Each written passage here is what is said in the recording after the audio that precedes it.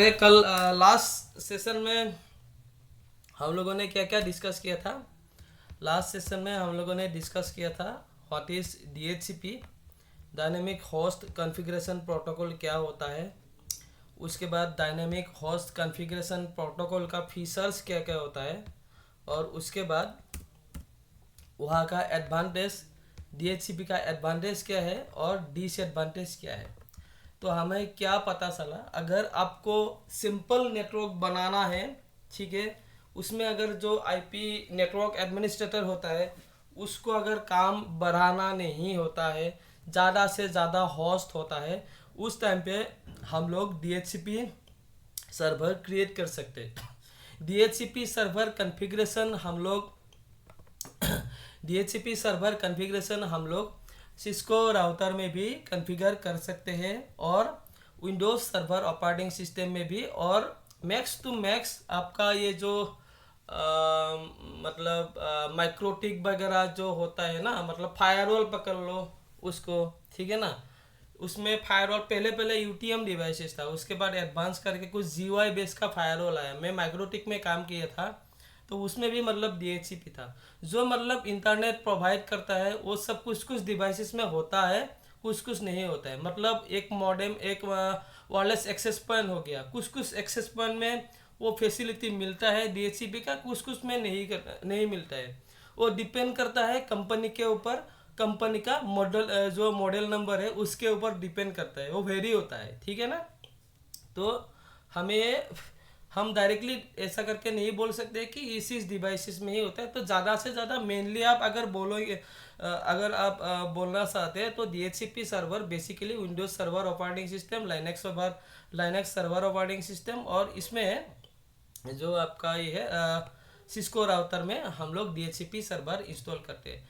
तो DHCP server का जो फैसिलिटी होता है उसको क्या करता है, उसका खाली एक ही काम मीन्स होता है, जहाँ पर ऑटोमेटिक आईपी वो प्रोवाइड करता है, और दूसरा उसका कोई काम नहीं है। लेकिन ये जहाँ पर भी इंस्टॉल होता है वहाँ पर ज़्यादा मतलब प्रोसेसिंग का जो स्पीड होता है वो ज़्यादा यूटिलाइज करता है, और उसके बाद मेमोरी ज़्यादा यूज़ करता है। तो ये सब कुछ कुछ डिसएडवांटेज होता है DHCP का। अगर हाँ, कुछ कुछ लिमिटेशंस भी होता है। तो कल हम लोगों ने ये सब डिटेल्स डिस्कस किया था, रिले एजेंट का भी डिस्कस किया था, ठीक है। पोटेंशियल आईपी कॉन्फ्लिक्ट्स कहाँ पे होता है, स्टैटिक आईपी कंसिडरेशन, जो हम लोग एक्सक्लूडेड आईपी बनाते हैं, कैसे हम लोग एक्सक्लूडेड बनाते हैं, तो ये सब भी हम लोगों ने सीख लिया था। रिडंडेंट किसको बोलता है, ठीक है।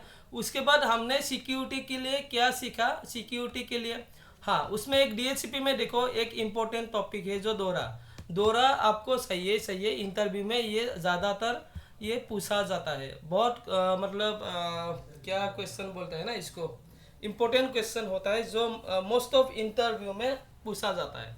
मैंने आज तक जितना भी इंटरव्यू क्रैक किया है उसमें से पकड़ के चलो 70 to 80% इंटरव्यू में ये पूछता ही है, ठीक है।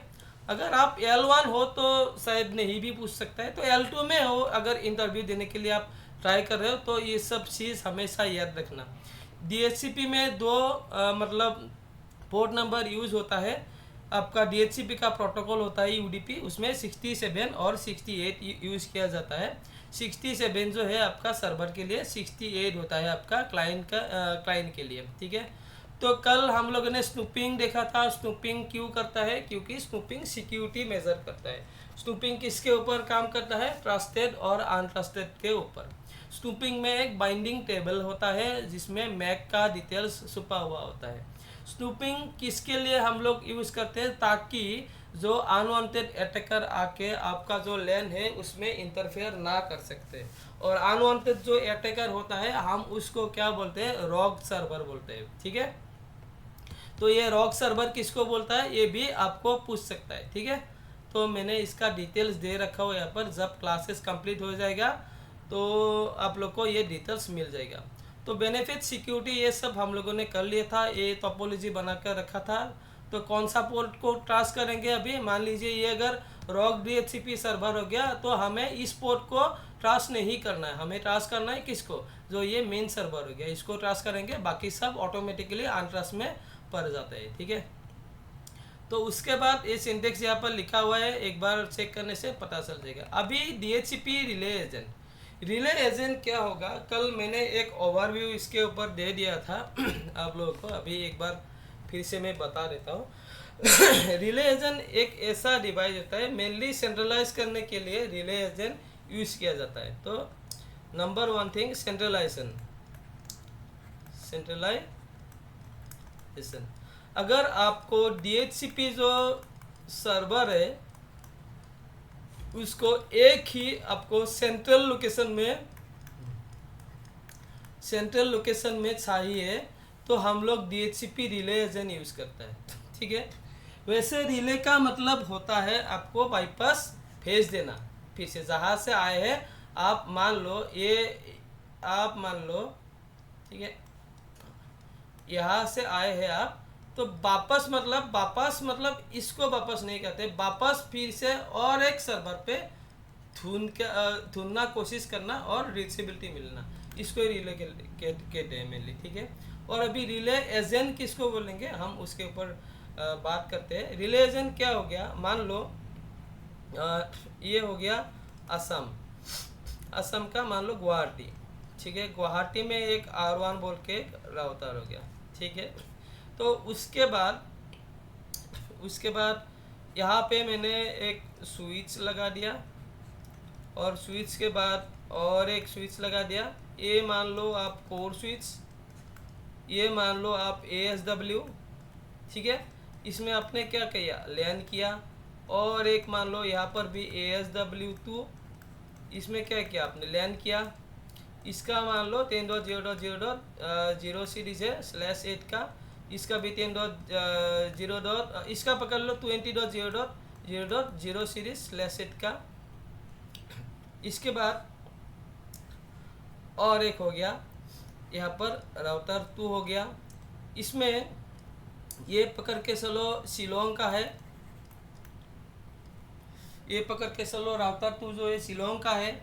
शिलोंग में क्या किया, फिर से एक कोर स्विच ले लिया, ठीक है। फिर से एक ASW ले लिया, ASW2 ले लिया। उसके बाद यहाँ पर भी लैन हो गया, यहाँ पर भी लैन हो गया। इसका पकड़ के चलो 30 सीरीज का है, इसका पकड़ के चलो 40 सीरीज का है, ठीक है। अभी फिर से अगर यहाँ जितना हो सकता है, ठीक है, इस ऐसा से करके जा सकते हैं। मान लो यहाँ से और कहीं नहीं है, दोनों ही है, ये असम और गुवाहाटी। ये असम जो है ये ब्रांच ले लो और ये ले लो HO ले लो शिलोंग वाला, ठीक है। तो यहाँ पर क्या करेगा, हम अगर यहाँ पे ASW1 और ASW2 में अगर स्टैटिक IP नहीं देना चाहते तो हम यहाँ पे भी DHCP जो सर्वर है यहाँ पर भी कॉन्फ़िगर कर सकते हैं R1 में। लेकिन हमें क्या करना है, सेंट्रलाइज करना है। जो यहाँ पर HO में देखो, मान लो पकड़ के चलो, अभी गुवाहाटी में जो बंदा बेचता है वो L1 ही बेचता है, गुवाहाटी में L2 नहीं बेचता है। तो L2 इंजीनियर जो है वो आपका कहाँ बेचता है, शिलोंग में बेचता है। L2 यानी L3 शिलोंग में बेचता है। तो ज़्यादा से ज़्यादा जो काम करता है वो सेंट्रलाइज तरीके से करते हैं। तो हम लोग क्या करेंगे, इसको DHCP सर्वर नहीं बनाएंगे, इसको बनाएंगे हम लोग DHCP सर्वर जो है इसको बनाएंगे, शिलोंग में बनाएंगे, ताकि जितना भी मतलब लोड हो शिलोंग का उस राउटर में हो। ये राउटर में, असम का राउटर में हम लोग नहीं लगाएंगे, ठीक है। तो यहाँ पर क्या करेंगे, इसको तुम्हें मतलब भेजना है रिले करके। तो भेजने के लिए हमें ये जो सिस्टम है ना शिलोंग का R1 वाला, इसको रिले बनाएंगे। और जिसको रिले करेंगे ना, जो राउटर को रिले करेंगे उसी राउटर को रिले एजेंट बोलता है। इसको हम लोग रिले करके किसको देंगे, इसको R2 को ट्रैफिक दे देंगे। मान लो यहाँ पर जब PC लग जाएगा, PC लग जाने के बाद प्रोसेस कौन सा चालू होता है, दोहरा का डिस्कवर ऑफर रिक्वेस्ट एक्नॉलेजमेंट। ये डिस्कवर करने के लिए ब्रॉडकास्ट मैसेज भेजता है, ब्रॉडकास्ट जिसको ARP भी बोल सकते हो, एड्रेस रिजोल्यूशन प्रोटोकॉल। ये ब्रॉडकास्ट मैसेज किसको भेजेगा, इस स्विच को भेजेगा, कोर स्विच 1 को।